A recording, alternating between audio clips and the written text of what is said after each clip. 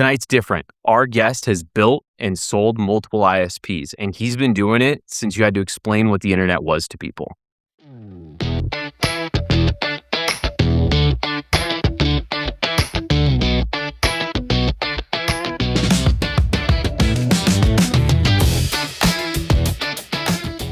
All right, welcome back to episode 10 of Behind the Network. Tonight we've got a very special guest. This is Shane here. He's the co-founder and co-owner of TREPIC Networks. He's filling in this week for Anthony, who's out on a family vacation. So we're going to do a little bit of an interview tonight. I got a couple of questions for you we're going to run through, kind of get to know you. You've been in the industry for a long time. Yes. Yeah. Long time. Since not before I was born, but darn near. Right. Darn near.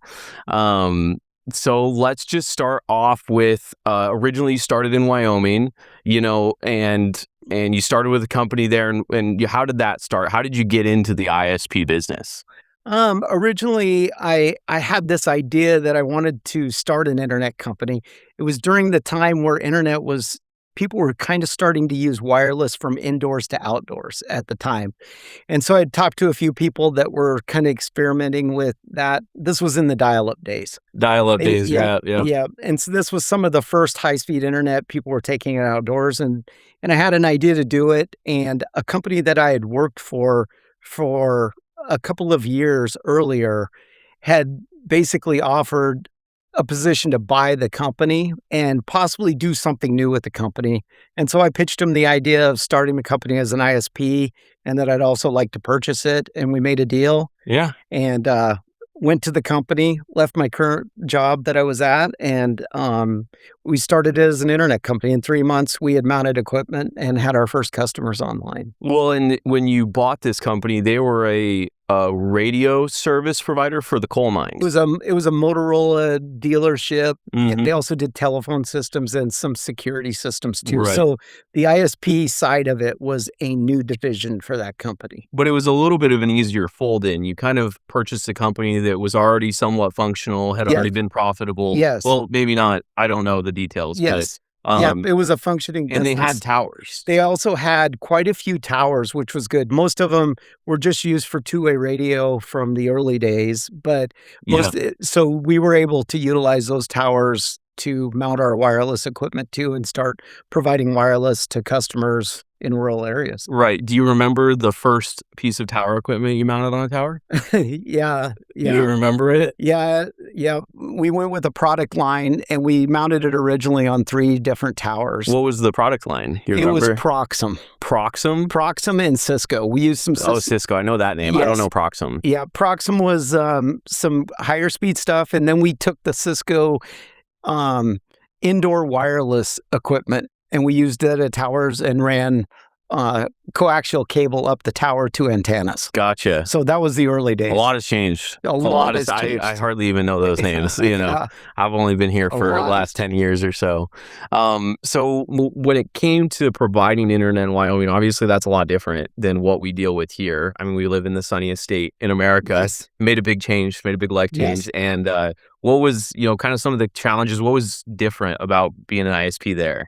In Wyoming, we dealt with sub-zero temperatures, right? minus 20, minus 30 degrees. Mm-hmm. And so we were also dealing with snow on roofs and a lot of other things. Oh yeah, that's a good, I didn't even think about that. Yes. How would you get on it? You'd get on a customer's roof, even if it was covered in snow? Sometimes we'd have to shovel off the roof to be able to do the stuff. But yeah, we would mount the equipment still in the wintertime. And then tower sites was a little bit of a challenge too, because we had our own snowcat at that company. And so in order to service the sites or do anything in the wintertime, we had to use snowcat to access some of the sites. Yeah. Some of the sites were really remote mountain sites. Did would you say that the temperature is kind of at play here? Obviously we use equipment that can withstand the temperature in Arizona.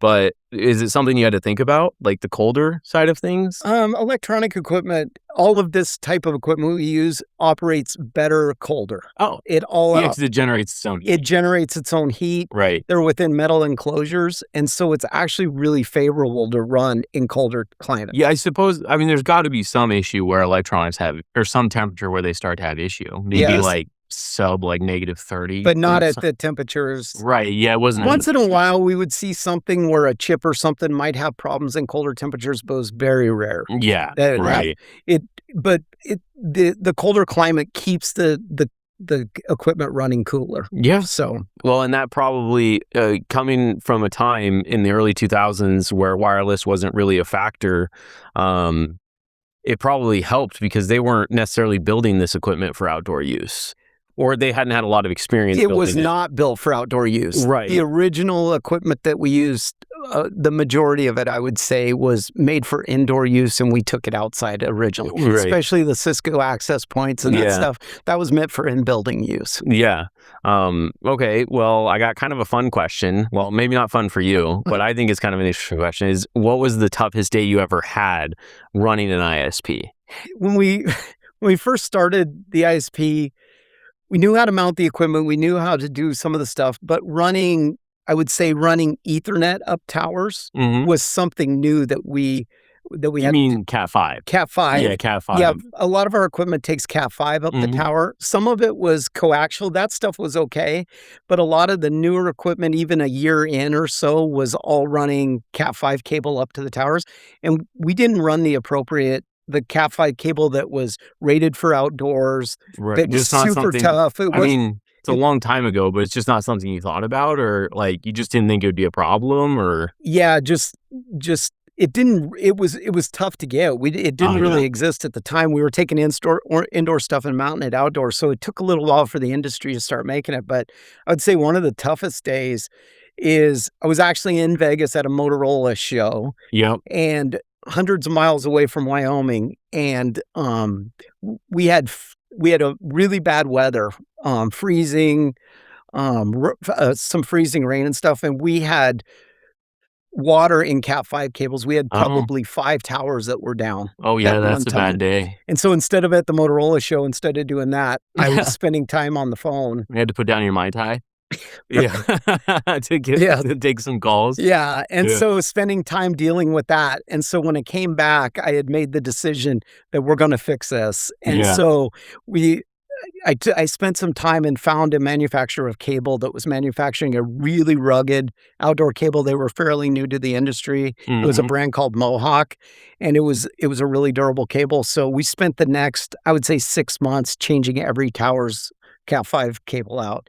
Yeah. And after that, we didn't have any more outages. Yeah. So using the appropriate cable in those is something that we learned in the early days. And that's something, as long as I'm correct, when we started TREPIC here, that's what you guys used for towers, was still the Mohawk. We still used Mohawk, and then Mohawk sold and went on, and other manufacturers had came up and started manufacturing really good outdoor cable. And it's a really good point. It's something that like everyday people wouldn't really think about, is like what kind of cable this is. Yep. But it's something that we got right like from day one because of that experience from you. Yes, 100%. It's something you always think about. 100%. We don't have any issues with. Yeah, we use fully IP or whatever waterproof cable. Waterproof cable, outdoor UV, shielded, protected. Yeah, in Arizona, that's a big thing. I've been on a lot of rooftops where they run that indoor cable outside in Arizona, and you get to it and it crumbles to dust. It just crumbles to dust. Yeah, and all that's left is the copper. Sitting there touching and we'll go back years later after installing the cable that we're using, and the cable is still in great shape. Yes. Well, and we've replaced a lot of where we filled in for other providers, which is just funny to think, like Blue Wire, who didn't offer very good service here, who was one of our early competitors. We would replace a lot of their equipment, and we couldn't use the cable. We couldn't use the cable. We had to run new cable. We had to run new cable because they never used that stuff. It was just... And sometimes we found where it had been pieced together in 3 or 4 places that they had fixed it along the way, but instead of replacing it, but they continued using... There's probably a lot more Shane Millers out there that had towers go down with the wrong cable. Right. Probably a lot more, just from our experiences. Yes. So you come down, or you move down from Wyoming, and what was kind of the decision of leaving Wyoming and getting down here and starting TREPIC?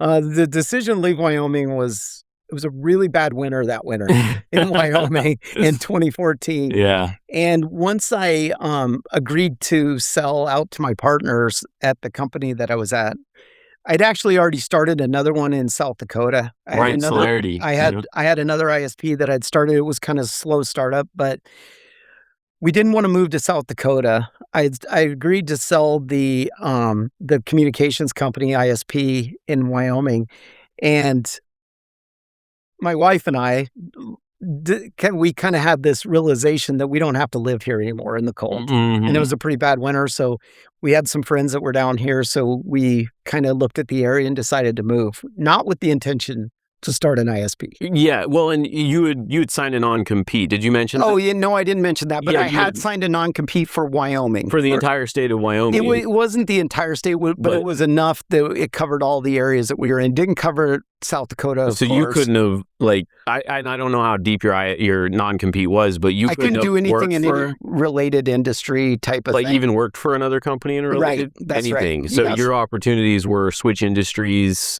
If you were going to stay there, as far as like starting a new line of work, starting a new business or something. Switch industries or move to South Dakota. And I could have worked in South Dakota or somewhere close. But you didn't want to live somewhere cold anymore. Didn't want to live anywhere cold anymore. Yeah, I think that was a pretty good decision. Yes. And so we moved down here without the intention to start an ISP. And Anthony and I were, kind of trying to decide what we were going to do down here, because Anthony and his wife had moved down here as well. And he actually found some areas that were really underserved with internet service. Right. And he basically said, do you want to start ISP down here? Well, and he had worked for you. And he had worked for me. For what, like 8 years? 8 years. He was one of my managers company? at the previous company. Yeah, so he was pretty familiar with the ISP space as well. Yes, and he was familiar. He didn't do that directly. He was more on the telephone side, the telephone system side, but he definitely was technical ability. And so, he kind of came to me and said, we've got some areas out here that looks like it's underserved. The people serving it are serving it with really old equipment. Yeah. And we probably could improve these guys' service. Well, and at the time, too, like just in Queen Creek, I just remember the competition they were the only option. Yeah. And they were kind of raking people over the coals as far as pricing for the value of what they were getting. Some people were getting 1 meg speed plans when we moved down here. Right. So, and barely being able to get that. Yep. We found installed equipment here in 2015 is kind of our time frame, 2014, 2015. We found installed equipment that we had not used since 2004. That's crazy. So if you think about it just had been a long time. Right. They didn't keep up on it and didn't upgrade it. And so the people had pretty poor service if they did have any at all. And then TREPIC saved the day. All right. Well, you've been doing this since I was a very little kid. I don't remember any of that, but that kind of leads us into our next talking points and how the industry has changed. You've been in it for so long. You've seen all the ups and downs. And, just to start off, what did residential internet look like when you started in 2001, started serving it? Like, what were people getting it for? What were they using it for? And what were they getting, I guess? Well, we sort of started the first company that I bought and started the ISP in. We were kind of in that transition. The majority of internet out there was still dial-up. So it was a modem in a computer, either in a laptop attached to it or something that you dialed up through a standard phone line. Everybody's heard the modem noise. Yep. So, I can hear it, but yeah. And so we started out with both. We had to still do dial-up because the majority of people, that's how the internet... The dial-up speeds. That's the dial-up service. Oh, we had to start with that. Yeah. And so we started with these concentrator boxes that we purchased that had cards in them, and each card could handle 1 dial-up connection. And so dial-up internet's no more like, it's no different than ours. Not everybody's on the internet all the time. Yeah. And dial-up was I had to be dialed up, and nobody could use the phone in the house while I was on the internet. So if somebody needed to use the phone, I had to disconnect the internet. Yeah. And then somebody could use the phone. It used the same line, but it was back to the provider. Some people had installed a second line for dedicated internet, but a lot of people just used the same line they used to talk on the phone with in those days. And so not everybody was dialed in all the time. So we got away with, we had a ratio just like we have. We need 24 dial-up lines to 150 people. Or something like that. So we had a ratio that we worked by. But anyway, we started with some dial-up. And then at the same time that we started the dial-up, we put in place the outdoor wireless. Yeah. We started the outdoor wireless right then too. We put that on 3 towers, plus we had the dial-up side of it. People were using the internet really just for email and surfing what web was there. Yeah, I mean, there couldn't have been very many. I mean, there was Amazon existed. like the bookstore? Yeah. Not go get myself some dog I treats. remember what they started in the early 2000s, right in there. So people were doing, some dictionaries were online. Yeah, but you wouldn't have, in those days, I'm just thinking about shopping on Amazon. Like today I've got a credit card in there. You'd mail a check. Yeah, I'm not sure if I can remember that. I just can't imagine that they had electronic. You certainly weren't doing tons of purchasing on the internet. Right. It was more browsing information. Okay. That's what the internet was kind of started for anyway, is for information sharing. But email was huge. It's the way we could first electronically communicate with other people. So email was a big use of it. And then web. But other than that, people weren't watching movies on it. Yeah. They weren't doing their banking on it. Right. Yeah. None of that stuff existed. Well, and it's become such a dependency of people nowadays. And if you think about the early days too, dial-up was so slow. Compared to today, it's just you said 56K. Today we offer 1 gig. 1 gig. Can we put that in a world of comparison? Well, compare people. Maybe 100 meg. Let's do 100 meg to 100K. Well, to 100K. So it would take 10 100 megs to make a gig. 10 100 megs to make a gig, yes. Yep, to make a gig. And 10K is 10 meg? That's the same. 10K, it would take 10 10Ks to make 100K. So 56K, you'd need 2 of those to make 100K. Right. And then 10 of those to make 1 meg. That's a lot. Yes. So we're looking at it's slow. A couple hundred times the difference. It's slow. I remember our first, a funny story about that is our first speed plans on wireless. We called them dial-up replacement. We offered 56K on wireless. Oh my gosh, that's so funny. But anyway, but yes, that's what. I can't even think of. I don't even think I've ever seen a file with that small. The thing is, though, is that the content that was on the internet there wasn't heavy graphic. It wasn't all of the things that we see today. So even on 56K, even though we look at how slow that was, web pages loaded relatively fast because there just wasn't all the content that was in them today. It was a lot of text. Yeah. Very few graphics, and emails are just text. Yeah. That stuff sends fairly quickly. So for what the internet was, those speeds were, as the internet evolved and became more graphic, became more things, you need more speed to do those things. Yeah. It's crazy to think where we are today. And we were talking earlier about, and I don't remember if this is where we talked about it, but internet then was kind of a nice to have. I don't need it to run my life. Yeah, that kind of leads me into my next question. What was the biggest change? Yeah, one of the biggest changes is that we've seen over the years is I could live without it then. Yeah. I can't live without it today. Well, I can't do my banking. Yeah. I can't, all my TV is based on that. If I do have a home phone, it's for sure based on internet. I haven't met anyone that's had a home phone. No, but people sometimes have our internet out in rural areas. Yeah. And they have IP calling turned on their cell phone. Yeah. Because they have no cell phone service. And that is using the internet to do it. So there's so many things that just can't exist. People work from home, 100% work from home. That wasn't possible. That for sure wasn't possible then. Yeah. But there's so many things now. We talk about this sometimes too, is today internet is like power. Yeah, it will for sure. Yes, I can't live without power at my house. I can't live without that. It might mean a different thing in Arizona. You'd literally die of heat. Yes. Heat exhaustion if you didn't have power. You wouldn't die without internet. You might. Some people might. Some people might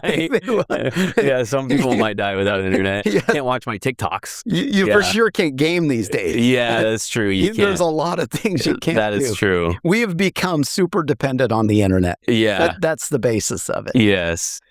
Let's see. What was the biggest business change? I think we'd kind of discussed this one. Do we have one for this one? The biggest the biggest business change? It was probably just the equipment. I think that's what. Yeah, it's just the equipment. The modernization of the equipment. Modernization of the equipment, the reliability What about of the pricing? Business, like I think a business change. What, we're like today, like our low end plan is $50 a month. Was it $50 a month in 2001? Really? Yep. That's kind of interesting. Yeah, price hasn't changed. What we deliver for that is what's changed. Yeah, yes, right. What's delivered. I was delivering 50. Dial-up was something different. Dial-up was probably more along the lines of $30 a month, $35 a month. But when we started in the high-speed wireless, $50 was kind of the starter plan. Yeah. Same as it is today. That's it's just interesting. so much more fast than it was then. Well, and the capabilities have certainly changed, like you were talking about. I mean, people stake their livelihoods on the internet. Yeah. You know, people are streaming. Yeah. Live streaming. I mean, could you ever have imagined a world when you were serving internet in 2004 that someone would be live streaming to millions of people all at the same time with high quality images? No. You didn't even know what a high quality image was. Your vision was higher quality than TV. Right. And nowadays, I mean, you can't even tell the difference on some of the stuff. Yeah. Very, very, very different. Yeah. Something that was true 20 years ago. No, I don't think we had an answer for this one. Something that was true 20 years ago. Just, yeah, I'm not 100% sure. Yeah, it's okay. Of what that would be. Well, we've talked a lot about the past. We've talked a lot about, your kind of experiences and stuff, and just, what the next 5 years look like if we're looking ahead a little bit. What 5 years next means for us, and what's something that's what's overhyped right now? What's something that everyone's talking about that's not going to matter, that you think? That's not going to matter. Oh no, we talked about this one the other day. You made a really good point. It's cell phones.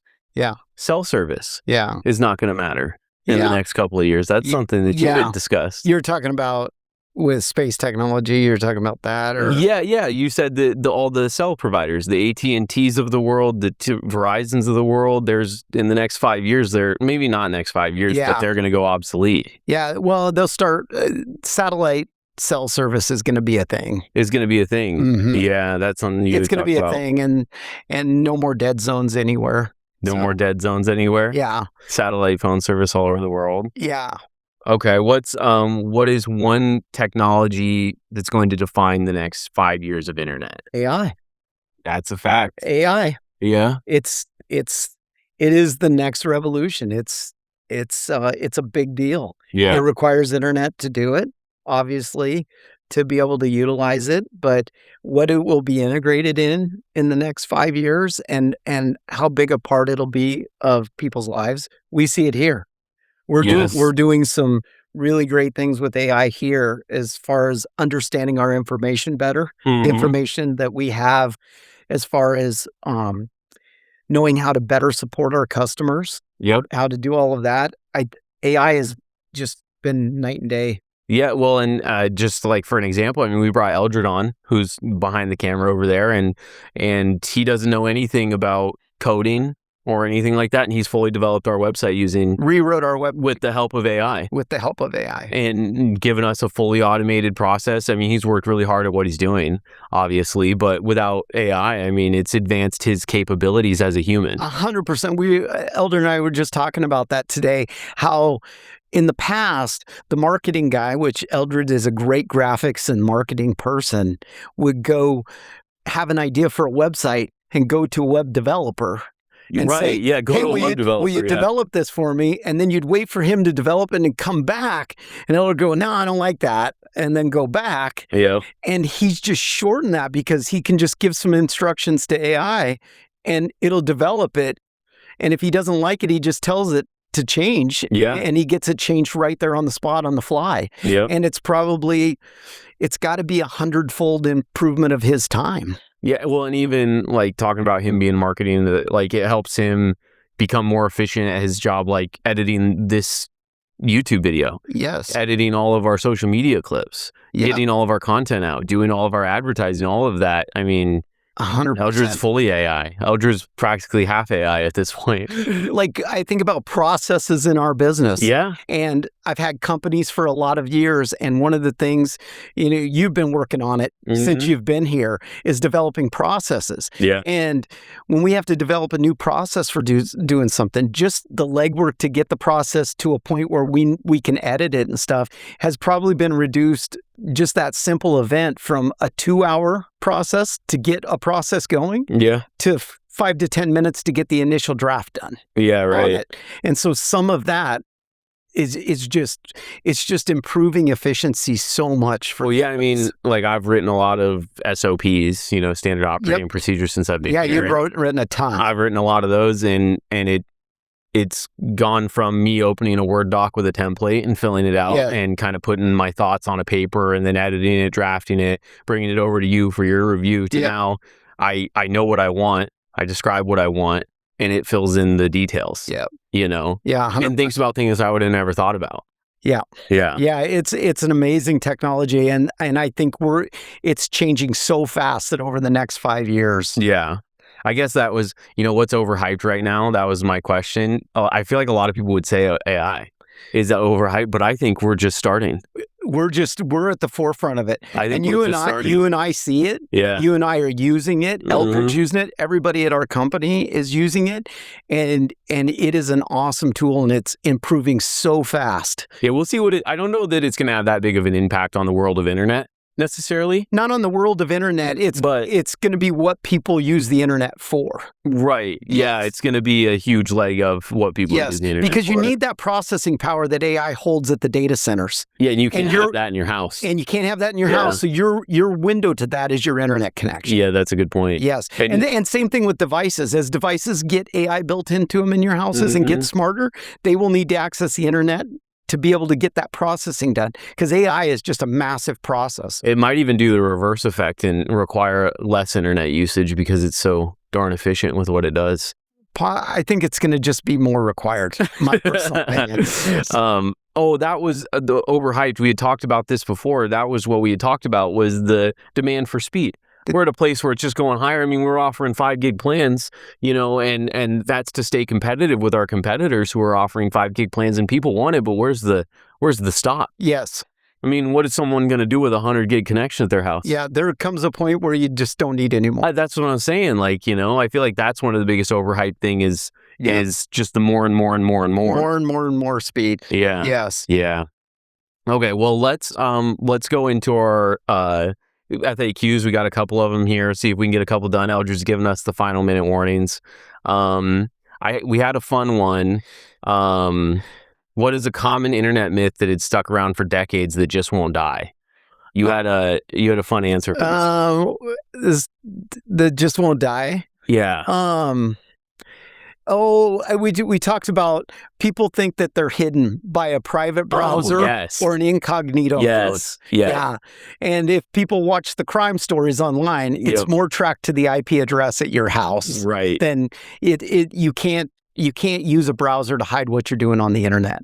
Some of that stuff. An incognito browser hides to your device what you're doing on the internet. Yes. But it certainly doesn't hide to the internet what you're doing on the internet. No. Yeah. And it's not that we track it. We don't do any tracking of that. But sites that people access, such as Google and that, are tracked. Yeah. And so they know what IP address they came from. They can track that back to us. Well, and as an ISP, we're, if someone is buying something illegally on the internet, they're making an illegal purchase or something like that, we can get subpoenaed. We get subpoenaed by the governing body, whether it's Pinal County or Maricopa County Sheriff's Office. They say who was at this IP address, and we are legally required to provide that detail. Yeah. Not that it happens very often. No. It's pretty rare in general. Yes. But and we don't know what you were doing on your internet. We don't know anything. They just say who owns this IP address. Who we know that this person is on your network. Yes. At this IP address, tell us who it is. Yes. Yes. Right. And that's all ISPs across America. Every ISP's got the same requirements. Yes. Yeah. Okay, let's see do you think we can sneak one more in? What's the weirdest thing weirdest thing? No. No, we talked about that. The strangest thing. The strangest thing. What's the weirdest thing a customer ever asked you to fix? or install. Yeah. South Dakota, a camera to watch their calves being born. Watch them in the barn. being born. In It was to watch them so that they would know when they were giving birth, so they could run out there. So they could go out to the barn, help, make sure that the calf didn't die. No one wants to stand out in negative 10 degrees. Nobody wants to stand out there. Give birth. So sit in their house and be able to watch when the, some of the strangest ones. But yes, we had a lot of calf cams. All right. Well, thank you everyone for joining. I think we're going to wrap up here. Thanks, Shane, for being a part of this week's episode. Thanks for filling in for Anthony. He gave us some cool information today. As always, thank you. If you made it to this point of the video, like and subscribe, give us a follow, and leave a comment, leave a question. Let us know what you want to see in the future videos. Sounds good. Thank you. Mm-hmm.